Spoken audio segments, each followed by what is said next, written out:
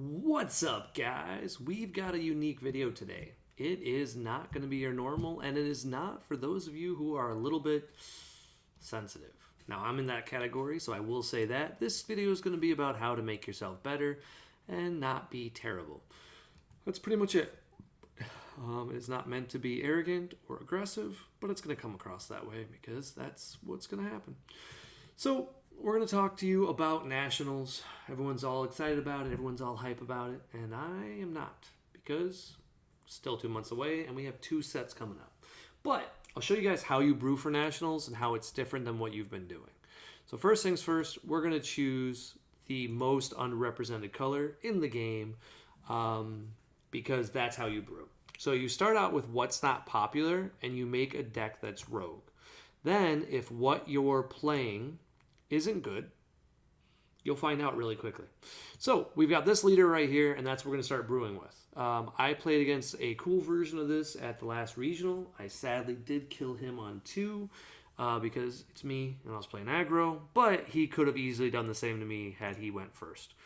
This leader lets you take life and you have to place cards into your drop. So we're of course going to put cards that are oriented towards drop. Specifically black cards. In the case of 90% of these things, they're going to be very specific cards that we're looking for. You guys have seen them enough times. It is this card right here, the Unison. The reason why the Unison is so good is just simply that. It is fantastic and it's free to play. You always want free to play cards because they are free. It's that simple. So when you're brewing a deck, especially in a Zenkai format, you're looking for simple card advantage. Simple card advantage is what's going to decide whether or not you can use Zenkai energy quickly and efficiently. Now, you'll notice Power Burst doesn't have a cost. Power Burst is one of the best negates in the world because it's not one black, it's one generic color. So even though we have a special little spice we're going to be building today, you can play it. Now, the last thing we're going to grab is one of my favorites when we play this deck. It's Vegeta. He's going to be our primary overrealm. The real reason why is I just love playing this card. I bet you there's better choices right now. I don't even care. I just love this card. And then the last thing we're going to grab is some Champas. Champa is really great. It's not black. It's red. Champa, I doubt they're going to ban it for this event. It's possible. But Champa is one of the best cards in this deck because previously, we didn't want to use Zenkai energy, right? Like, Zenkai energy was bad to use. Not anymore because of what we're going to be doing. So now, we're going to show you what our template is. This is how we brew. So our template is the following. We know we need a power burst because we need hard negates in this format because people are running Shenron, and Shenron is stupid. Stupid, stupid, stupid. It's a stupid dragon, and I hate them for it. It's not a rant, I swear. Second of all, we're going to run time. We got this little combo right here will let you win a lot of games because once you get 1 Kai, you just keep bringing it back. Very powerful card, very good, everything we want. Now, this is enough to excite most people, but now we're going to bring out our Z deck. Now, we're just going to look at Z cards only. There should be a type in here. We do have it. We got Z cards. I don't think this leader got a Z leader. I'm just going to make sure. Because that'd be cool. Yeah, I didn't think so. Spoiler. No. That would have been awesome. Could you imagine how good this video would be if in the middle there was just this... oh, man. That's the dream. Give Black Mass Saiyan a little bit more support. He might have a card coming up. I don't actually know. I'm trying to think about it, of what we got shown so far. But I don't think there's anything I can do. All right. So, you'll notice here, this card says... Place one of your Z energy in a drop. At the end of the turn, you may remove this card from the game, and if you do, it's a removal. Okay? So this is a 1 drop, it's a removal, and it's a 15k body. This card right here is pretty cool. When this card is played, you get to choose all of your opponent's battle cards and place underneath them, if they're 5 or less. If 1 or more cards are placed in the drop, you can switch this card to active mode. Additionally, if they had 4 or more, he gains triple strike. Pretty amazing card in this deck. Because that's right, guys. We're going to be blue. And then we're going to try to be a little bit of yellow because this is stupid. So just a little bit of yellow. And then we're just looking for anything else that could be amazing. What's this card say? This is a Awaken mechanic that is guaranteed. So we'll throw that in. I think that's 7 cards. Okay, we'll just throw it in for right now. Worst case scenario, we cut it. No big deal. And we'll play with some of these later. Okay, so this is our frame. Well, that kind of tells you what we're doing, right? So if I want to brew, I want to go with the #1 color in the game. It's blue. I want it to be red because everyone's playing red, but it's not red. It's blue because blue has the only card in the game that is unbelievably broken and needs an errata. I'm hoping this baby finally says, like, I don't know, choose 1, untap 2, or get 5k, or says, I don't know, defense only. I don't know. It's too good. And then we're just going to look for 1-drops in general. I've built some kind of a similar deck like this before. This was actually my primary Nats choice. And then I got off of it, and I regret doing it because this deck would have performed so much better. But I thought people were going to play better decks, and then everyone kind of just played whatever they felt like, which I should have guessed. It's what we do in Dragon Ball. So primarily this deck runs 1-drops. You don't do a lot of other stuff besides 1-drops that have the ability to gain both critical and double strike. Here they are. So this deck is going to take a lot of its own life with this card right here. And this gives you a large amount of ability. I want to say there's another critical card that just got added to the game, and I'll be honest, I can't think of what it is. So when you're making a video for other people, probably a good idea to know what it is. This time, though, I don't have the exact name, so we're just going to take a quick look through, gander, and see if we can find it. This is interesting because this is Activate Battle. You can make this card bigger, and then you can untap an energy. If this card had critical, I would actually highly consider it. And there it is. Boom, it's Kaba. Okay, so now we got the cards we were looking for. And the only other things we're looking for, there's a 5-cost little trick that we are going to play. Now, one of the things that made this deck so bad back in the day was Black Mass Saiyan used to be an automatic loss. It's still going to be annoying for us, but now we have built-in removal in the form of our 3-drop, which is counted as playing regularly, so it doesn't even trigger it. So now we have a built-in mechanic, we have an out. Now, turn 3 is a little bit late. Don't get me wrong. That is unfortunate. But we have some other tricks we can do as well. But so they can't just Black Mass Saiyan and we lose. We're looking for a Black Mass Saiyan here. This is the way that we're going to be able to play our specifically Black Mass Saiyan card. Just looking for it. I can't remember what it's called. It's a pretty sweet effect. I'm going to look up. It's definitely a Saiyan. Pretty sure it's a Saiyan. I'm like 90% sure. And then that will help us out a little bit here to give us an idea. This card right here. Boom. If your leader is a Black Mass Saiyan or Bardock, treat this as no specified cost. So basically this card is blue. Or any color. Add 1 energy from your life to your hand, so it becomes a 15k. And then Spirit Boost, you can remove a marker from this card to switch this to active mode. So basically it can do 2 attacks in 1 turn. Now that's not amazing by itself, but what this did is gives us access to Oolong. Now if you're noticing, we're just missing a little bit of something special, and that's called a super combo. To my knowledge, the best super combo for black is still just going to be just a normal, like if you're at 4 or less life, because we take our own life, we don't mind. We're going to be at 4 or less life, probably turn 2 every single game. So we're just going to see if there is a super combo we can throw in. Okay, apologies. I lost power there for a brief second. And so we're back, but we just got to go over a few things I just added in that time frame. This is it. So we didn't add too much, but we were playing around with it, and we're going to quickly do save and view deck just because it got deleted and I had to remake it from somebody else's template. So that was annoying. Okay, so this is the basic concept of the deck, and we're going to talk about it. It's super easy. You'll notice I think it's pretty much done, and we even have our SCR. So that's exciting because I decided to try this card out just for fun. If your leader is a Saiyan and your opponent has 3 or more energy, play this card from your hand and choose one of your opponent's cards and switch it to rest mode. So the reason why I thought this would be a cool one to run is you need to win on 3. And the hardest part that Bardock is going to have is if your opponent has some sort of floodgate. Usually floodgates cost 2, so somebody will keep 2 open, or they'll have like 1 riposte. This takes care of riposte. The only other thing we got to do is, of course, bring back our Zenkai. Apologies, we gotta wait for that because nothing I can do about it. Now, this deck, in my opinion, is so good because we do have access to this amazing effect, being just built-in power in the Zenkai. So the Zenkai is what's going to make this deck very good. And we are going to be pretty consistent. We're at 55 cards. It's a little bit higher than I'd like to be. However, we mill 3 a turn, so I can't really not. You kind of need to do it.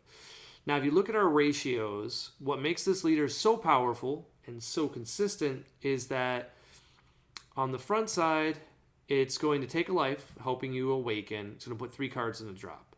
Frequently, we're going to hit Agent of Vegeta, Trunks, or Kai. So we get to get built-in board presence with one of our initial triggers. As the game goes on, either our beginning game will be strong or our late game will be strong. It's important for us to figure out which it is because we don't get to decide. Your mills are completely random. So that means that if you mill Bardock here, he's gone and you don't get him. And that's okay. We don't need to run cheesy cards to try to get him back. It's all right. You'll notice our super combo is just this traditional card. It's just when you're at 4 or less life, you just draw a card. To my knowledge, there's been no other good super combos. If you're aware of one, hey, let me know. Help me out with this video. But this deck is going to perform very well. This is a large amount of aggression. And if you take a look at our line of plays, this is what's going to make it so good. Turn 1, we go first because we're lucky. We mill and we hit just a time Agent Trunks. We're going to choose to take a life. Why not? We take that life and then we play a critical bad guy. We'll say this bad guy right here. Okay? Then we pass the turn. We have, I think, the same amount of cards we should have started with if we have a good turn because this took a life and we don't mind if we lose our own life. Our opponent will probably attack us unless they're Shenron, and we're going to assume they're Shenron because everybody's playing Shenron. So they're not even going to attack. So they're just going to go ahead and get 2 Dragon Balls out, and they're going to play like 4 Dragon Balls during their turn because that deck is always lucky. When that happens, we're going to enjoy the next turn because what we're going to do during our turn is we're going to summon, we're going to attack with this card. Okay? When we attack with it, we're going to take a life. Then we're going to think about our play for a little bit, but probably we're just going to say 15k and that's it. Critical. They're probably going to take that attack. The odds of somebody on turn 2 wanting to devote 2 cards protecting 1 life, pretty small. But hey, they might do it, and that'll be fantastic if they do. We're going to go ahead and burst with our leader, and when we burst with our leader, we can choose to take that life. Now, we don't want to take that life in this situation, so we probably won't, but we're going to put some more cards in the drop, and hopefully activate some more battle cards. When this Goku attacks, it would be smart for us also just to combo away this time Agent Trunks. That'll guarantee the damage, and then we can say we get in a critical. And then if we hit another one, hey, even better. What makes it really nice is, as we start to accumulate cards like Kai and we use them, it's going to set up cards like this, Cell Awaken. So, our turn 2, we're going to try to do a fair amount of damage to our opponent and get ourselves down to 4 life. Then we're going to try to put a little bit more pressure in while not giving them any cards from their hand. And then, because even our Overrealm is critical, likely their hand size will be small and ours will also be small. Now you're thinking, well, if their hand size is small and our hand size is small, how are we supposed to win? Well, because now next turn, we get to mill an additional 3 cards. You'll see it right here. If your leader's black, no, that's not the right word. What is it? Here you go. If a black card is placed in a skill, it gains critical, and if it's a non-black card, it gets plus 5k. So he's a built-in bigger drop. He also has an ability where he can use Spirit Boost, and he can attack twice in 1 turn. So if you get that power upgrade, you can take advantage of Gotenks here, the old Vegeta card, and do some cool little shenanigans. What makes this all work so well together is that the Zenkai format really lets you use cards like Champa in excess. So If you attack first with this card and you combo away this Trunks, then you play, let's say, a Vegeta, and you attack, no, let's say a Kaba, and you attack with it, and then you use Champa, you've thrown 2 cards into your Zenkai energy, and you've put your opponent in very hard situations to defend. You then can awaken. If you do awaken, you're looking at some great options here, because now your leader can have critical and be bigger, so you're knocking them down to 4 life, and they haven't gotten any of it. Like, that's a big deal against opponents. And you have 1 energy open because he's an untap 1, draw 1. This is huge in this format because we could realistically have a Gotenks in play. If we milled it, we can discard a card and just swing for 15 and see if they're willing to go now down to 3 life. Then we can activate cards like this Mass Saiyan. We can Spirit Boost. And if we can, what does it say here? Activate main, Spirit Boost 1. If your leader is a Mass Saiyan and you discard this card from your hand, you may choose 1 card from their life and place it at the bottom of the deck. If they don't, you get to play this card. So basically, your opponent then is going to go to either 2, or you get to summon a 15k that has dual attack.